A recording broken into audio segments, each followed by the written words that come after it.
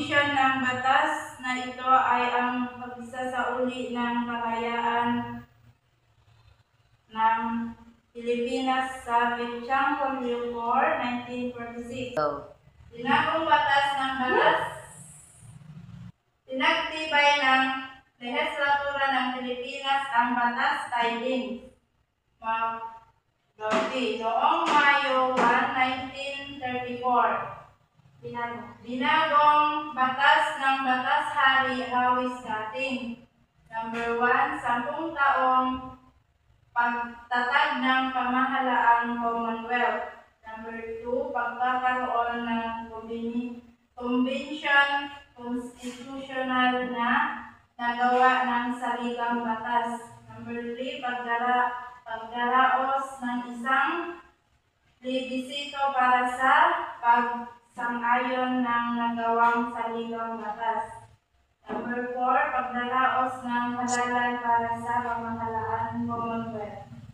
Dito naman tayo sa ang saligang batas ng 1935. Idinaos noong ika-10 ng Hunyo 1934 ang isang eleksyon upang hilangin ang 202 delegado para maging membro ng Kombisyong Konstitusyonal. Lahat ng delegado ay nagtipon-tipon sa bulwagan ng mababang kapulungan noong ika-30 ng Hulyo 1934. Nahirang Pangulo ay si Claro M. Recto. Tumagal ng 6 na buwan bago nabalangkas ng convention ang saligang batas at tinagtibay ito noong Pebrero 8, 1935. Iniharap ang saligang batas kay Pangulong Roosevelt at dinagdaan ito noong Marso 23, 1935. Tinagtibay ng mga Pilipino sa pamamagitan ng plebisito noong Mayo 14, 1935. Saligang batas ay nagtakda ng 3 sangay ng pamahalaan: pagganap, pambatasan, at panghukuman. Nasa kamay ng Pangulo ang kapangyarihan pagganap. Nasa Kongreso naman ang kapangyarihan pagbatas, at nasa Korte Suprema ang kapangyarihang panghukuman. Ang saligang batas ng 1935 ay binubuo ng isang panimula o Preamble 17 Artikulo at isang ordinansa. Katipunan ng mga karapatan na mamamayan, kalayaan sa pagsulat, paglathala, pagsasalita, relihiyon, karapatan sa buhay at ari-arian, karapatan pantay ng proteksyon ng batas. May 2 tanggapan itinakda ng saligang batas: tanggapan ng audit, tanggapan serbisyo sivil. Ito naman po tayo sa pagkakatulad at pagkakaiba ng mga batas. Dito tayo sa pagkakatulad ng Batas Cooper 1902 at Batas Jones ng 1916. Ang mga pagkakatulad ng mga Batas Cooper at Batas Jones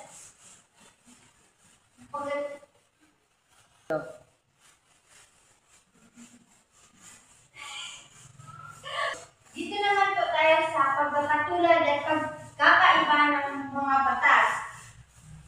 Tulad ng Batas Cooper 1902 at Batas Jones. Ang kanilang pagkakatulad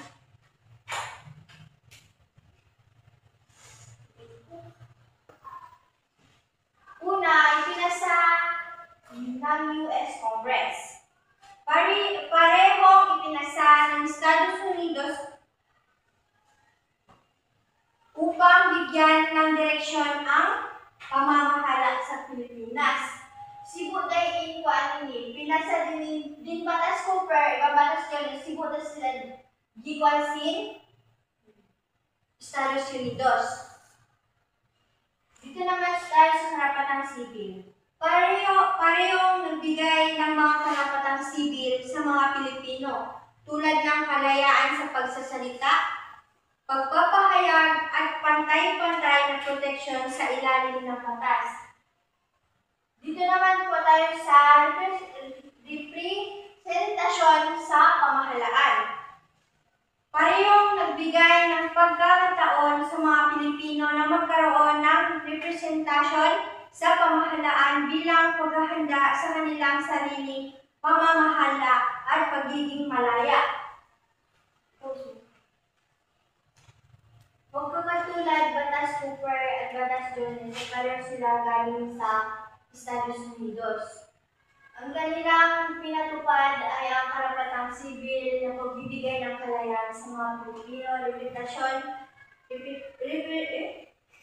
representasyon sa pamahalaan, maganda ng kanilang sariling pamamahala at pagmalaya.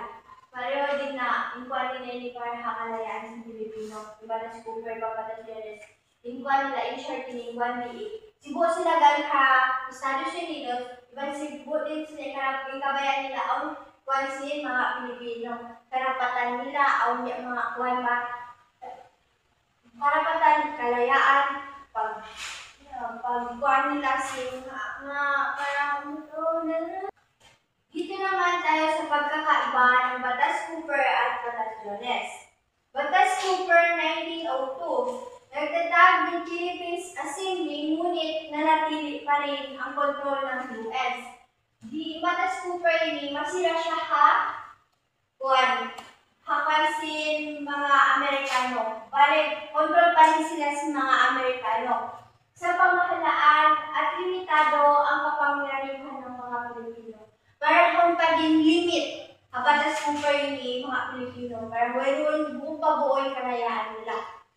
Dito naman tayo sa Batas Jones, 1916, pinalitan ng Philippines Commission ng Philippine Senate nagbigay ng mas malawak na autonomiya sa mga Pilipino at ipinangako ang pagbibigay ng kalayaan sa Pilipinas sa hinaharap.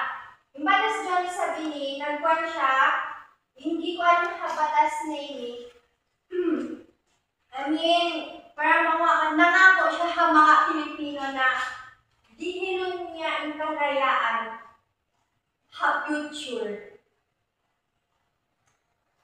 Dito naman tayo sa pagkakatulad ng Partido Federal 1900 at Partido Nacionalista. Ang pagkakatulad ng parehong partido, ang pagtatag noong panahon ng mga Amerikano.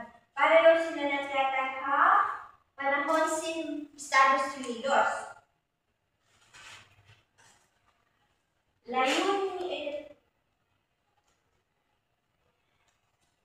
Ikalawa, layunin ang ikakabuti at pagunlad ng Pilipinas. Parehong may layunin na itaguyod ang ikakabuti at pagunlad ng Pilipinas. Cebu din layunin nila para sa Pilipinas. Kahit na may magkakaibang pananaw sa kung paano ito makamit. Bali pananaw nila lang hindugay, pero betuin, yung kabayaan nila habang sa daw. Ikatatlo, tinig ng mga Pilipino sa politika. Parehong nagsilbing tinig ng mga Pilipino sa politika at lumahok sa pamahalaan sa ilalim ng mga American Marines. Dito naman tayo sa pagkakaiba ng Partido Federal at Partido Nacionalista. Partido Federal nais maging estado ng Estados Unidos at naniniwala sa patuloy na pamumuno ng mga Amerikano. Parang hindi ang Partido Federal ni, yung kabayan nila maging kuwanting Pilipinas, parang mga kuwan namin, umahagad ang mga batas Amerikano, kabayan nila maging Pilipinas, maging parang batas Amerikano yawon. Pero hindi ini, yung nila amin patuloy ang parang kabayan nila patuloy pa rin yung pamaligtasin mga Amerika ha, Pilipinas. Dito tayo sa Partido Nasyonalista. Nais ng ganap na kalayaan ng Pilipinas